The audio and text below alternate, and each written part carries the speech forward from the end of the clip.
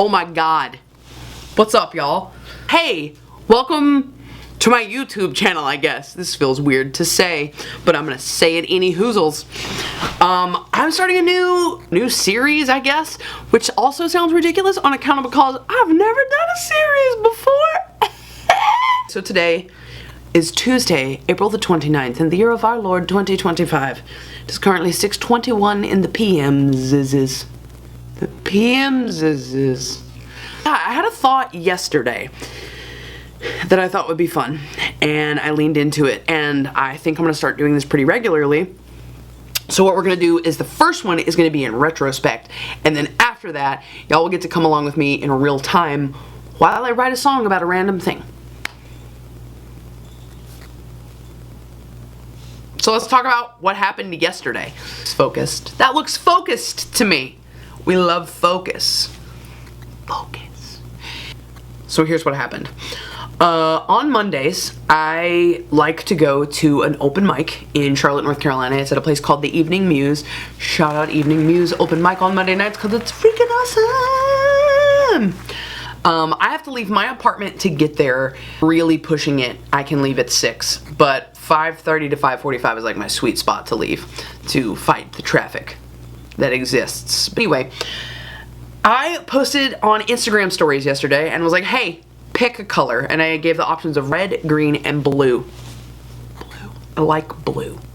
It's a good color. I love it. And most of the votes came in for the color blue. Ironically enough, I think the last time I looked, it was like 69%. Not the giggle beforehand. Anyway, I'm a grown-up, and it's fine. It's fine. Booped your nose. By far and large, the votes came in for blue. So, what I then did is I took to the internets and I said, hey, internet, tell me about symbolism, psychology, and meaning to the color blue. So, what I'm going to do now is kind of give you an overview of what I learned when I was reading about the color blue. But to do that, I need to turn on my computer. So you hang out for just a second. I'm gonna go do that. We'll reconvene. Get a drink, get a snack, pet a dog, slap your enemy. I don't know. We'll just get back together here in just a minute. Alright, so the color blue. The color blue, I got to reading about it yesterday.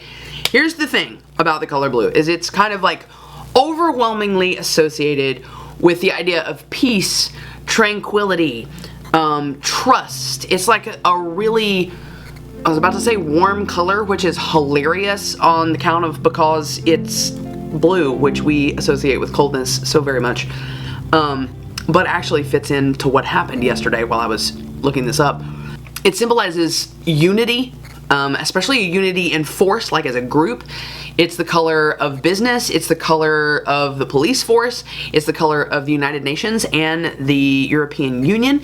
It represents peace, cohesion. It also represents grief and like sadness and mourning in a lot of cultures, which is interesting, like juxtaposed over the fact that it means peace and tranquility to so many cultures as well.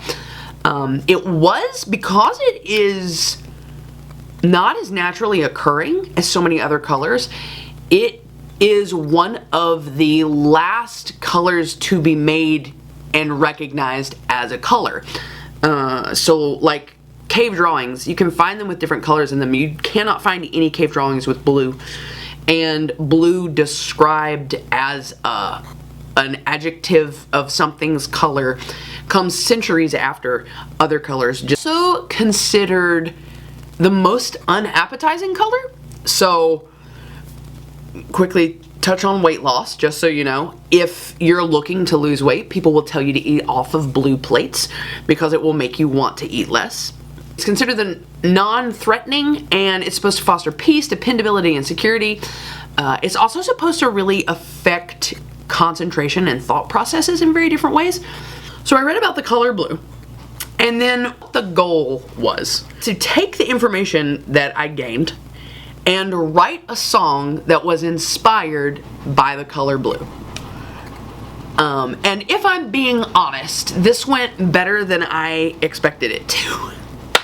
Which we love love it when that happens. Don't we love it when that happens? Oh my God, you guys. Anyway, all of that, and I sat with it, and I sat with the thought, the thing that came up for me first and quickest and really loudly was like, this color is supposed to, again, represent peace and unity and cohesion and tranquility. It's supposed to like represent a depth to things, because like you think of the water, you think of the ocean, and what I got to thinking about is, with all of the goodness that it's supposed to represent, it also is the most unappetizing color. People will use it as a visual demerit. That's what I'm gonna call that. Also, that's a great band name, Visual Demerit. But like as a punishment almost for eating. So to make you eat less, there's blue. Big business, there's blue. And I don't know about you personally on the other side of this, but I have some negative emotions concerning big business. The police force uses the color blue. And so the more I thought about it, the more I realized that it's not just bringing this idea of peace and tranquility, but to me, the more I read about it, the more it really hit on the idea of peace and tranquility. But once you get close to it, you find out that that's not actually what you've got. You've actually got the opposite. So how I plan for these to work is, I'm going to read, I'm going to take some notes. I shared with you the things that stood out to me that I wrote down for getting started on this song yesterday. And then I did a little section that's just what I felt and what stood out to me as I read about the color blue. And I wrote, it's giving something that wants to look trustworthy, but it actually isn't. It's giving adder in the grass, but you can't tell it's dangerous until it's too late. Because you know, the easiest way to tell whether a snake is a problem or not is the shape of its head. And so you can tell there's a snake in the grass, you just can't get a good look at it enough to know how much you need to panic about the snake in the grass. I know that some of you out there hate the danger noodles. So you were already panicking as soon as you walked outside. Honestly, you didn't need to see any part of the danger noodle. It's giving trust that has been betrayed. Blue is psychologically twisted, and it will twist you up into it. And this was hysterical to me because blue is, I would identify it as my favorite color. And I still have really good feelings about it. And I get the peace and the tranquility and all of the good things that they associated with it. But where I was yesterday, I guess, reading all about this and some of the things it's associated with and some of the other things it's associated with, what stood out to me is this. It's gonna pull you in because it looks peaceful and tranquil. And then when it gets you in, you're in too deep. But so write down some of the facts that really jump out at me. Write down how that makes me feel, and then go into kind of like a poetry free write. But before I got to the poetry free write yesterday, a couplet popped into my mind, and I wrote it down, and it is, it's too good to be true, but it's bad enough for you. Because when I first started this, I kind of had the vibes that it was going to be like kind of post-breakup, middle finger to the person you post-broke with. And that's not exactly what it ended up coming out to be. I had that come into my mind and I wrote that down. But then I went into kind of a little bit of a poetry rewrite, or free write. And what I came up with is, you pulled me into you. There was a calmness to you that I thought I needed. There was a depth to you that I thought I could plumb. You taught me to think faster than that when I discovered that your calmness was really disinterest and your depth was merely darkness. It went no deeper than that.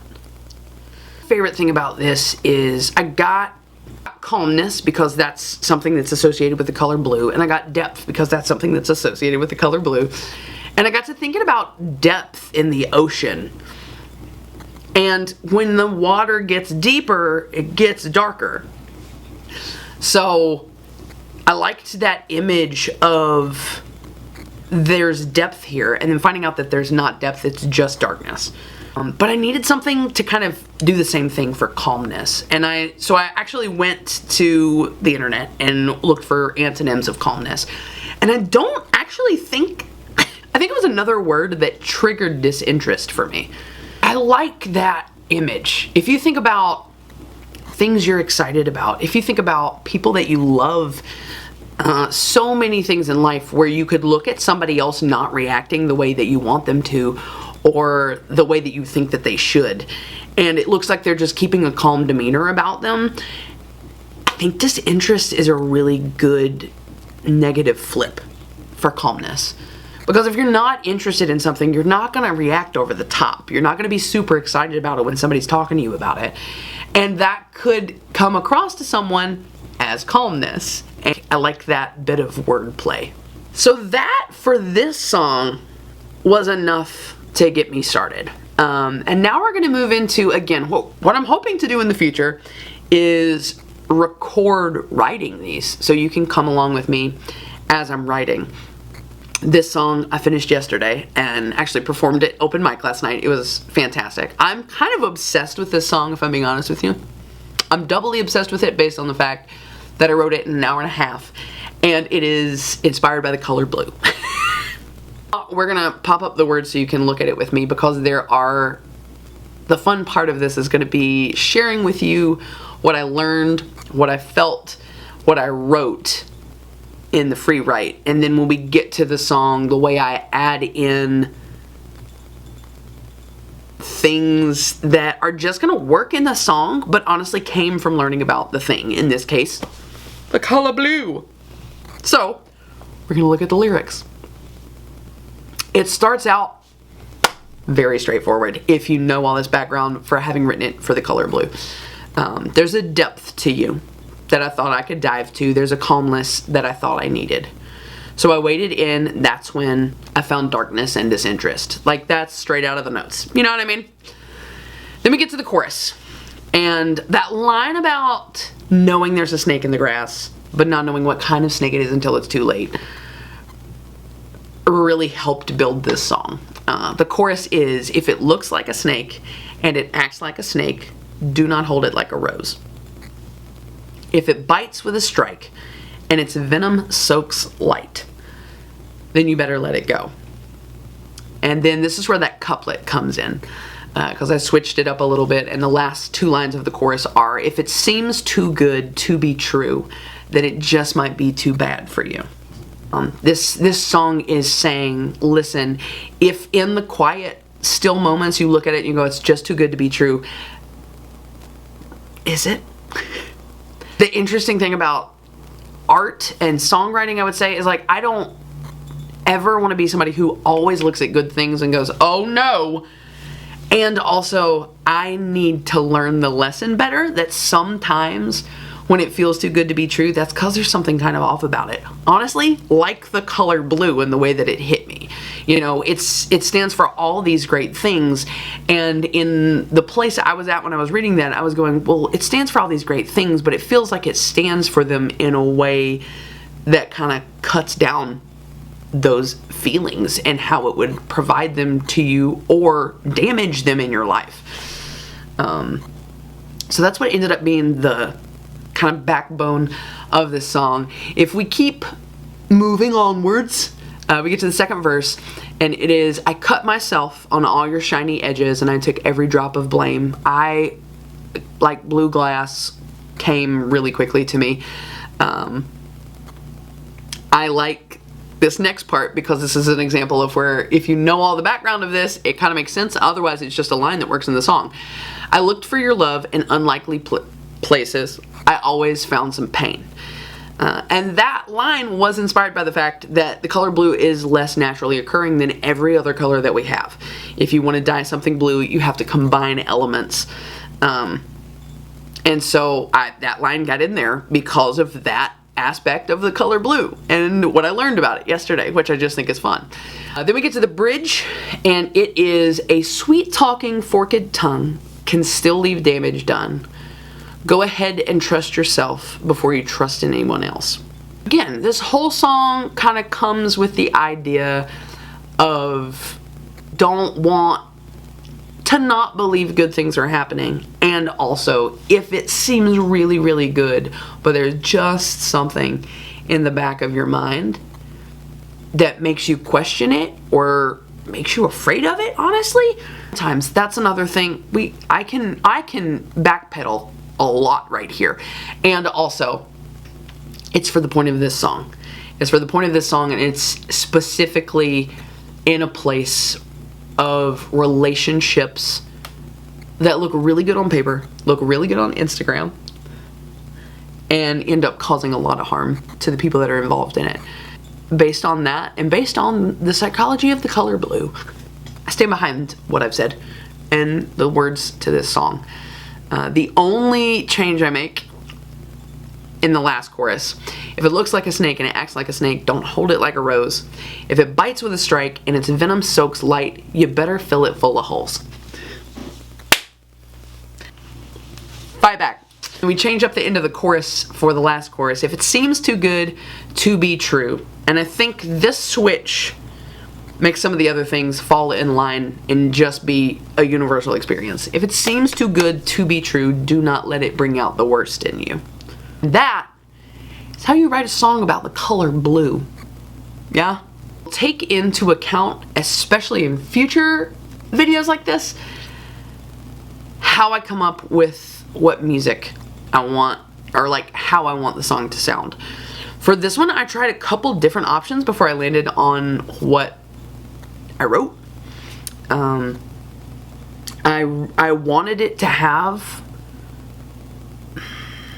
like a depth to the sound, and I have specifically a couple, actually it was just one. I went straight for a drop D tuning, slash I have these, and I get a lot of, I gotta do that. Oh my god, I've never done this in my life. Look at that capo. I have a lot of these, and I get some crap for them. They're called K-lever capos because they got a little lever on them. And if you can see, it's got this little bit right here that pushes it down. So when that's on the guitar, it changes the tuning and not just the key that I'm playing in. And that makes some of the chords sound like absolute crap. But with this little lever, I can catch some extra strings and keep it from sounding like crap. Because when I play the guitar, I don't like for it to sound like crap. But I started out, this basically changes it to a drop D tuning, which has earthier, rockier, rootsier sound to it, in my opinion. And I started out trying to write something there, and it did not work. So what I ended up doing is grabbing, I have 3 of these, and I have one that changes it to an open G tuning. I know that that means nothing to some of you. I know it means a lot to other people. So we're just gonna keep talking about it. And I don't know why. I think that one was the next closest one. If I'm being entirely honest with you right now, I think that was the one that was the next closest to me. And I grabbed that, and that's what I ended up writing the song in. So there was some purpose and intentionality in where I started. There really wasn't any in where we ended up. Which I think is great. I had thought one of my K-lever capos is blue. So I'd planned to grab that one, but I wasn't sure where it was. So I grabbed the one that I used. But yeah, that's our first installment of whatever I'm gonna call this. And that's something that I should think about. But please, like, go follow me on Instagram because I want your votes on the next one. Again, I at least once a month plan to do this. I'm kind of leaning towards pretty much every open mic I'm gonna go to. And we'll try to get weirder and weirder with the things to vote on. And we may circle back at some point and do red or green. I think I'll keep up with all the options I've given and what was chosen, and then circle back later and do the other ones, because now I'm interested. This turned out, again, a lot better than I anticipated. I thought it would be a cool thing to do, but this was fun, and I really love this song. Please don't worry, you're getting ready to hear it. But yeah, this has me excited about trying this and stretching myself as a songwriter and learning new things, learning about the color blue, you know? That is all I have to say about it. I'm going to play you the song now because you should get to hear it after hearing all of whatever that was.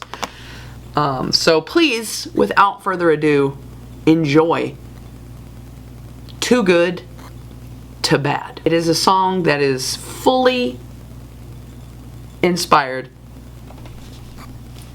by the color blue.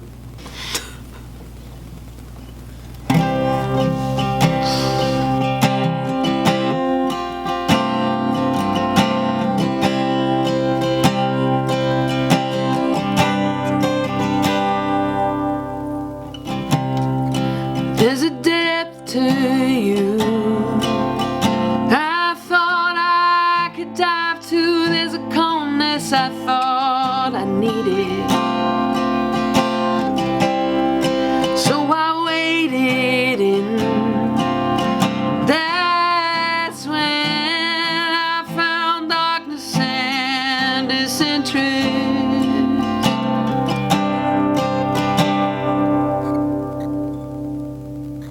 That's where I learned that if it looks like a snake and it acts like a snake, don't you hold it like a rose. And if it bites with a strike and its venom soaks light, you better let it go. And if it seems too good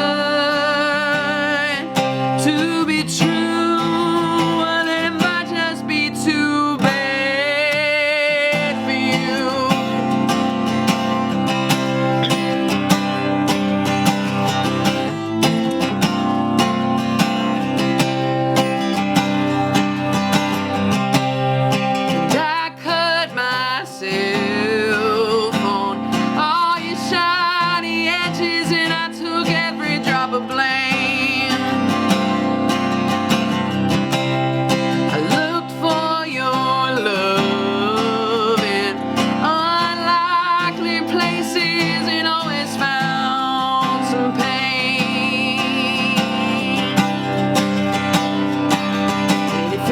Like a snake and it acts like a snake, don't you hold it like a rose. If it bites with a strike and its venom soaks light, well, better let it go. And if it seems too good to be true, well, then it might just be too bad for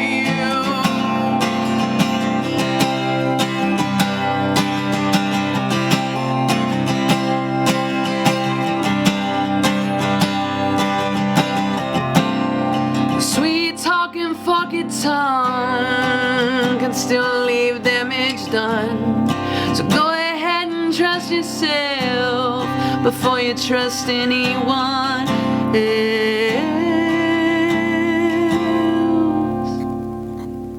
'Cause if it looks like a snake and it acts like a snake, don't hold it like a rose. And if it bites with a strike and its venom soaks light, fill it full of holes. And if it seems too good to be true, well, don't let it bring out the worst in you.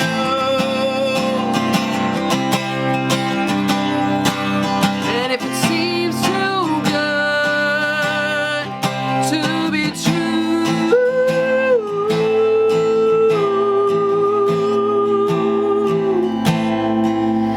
then it might just be too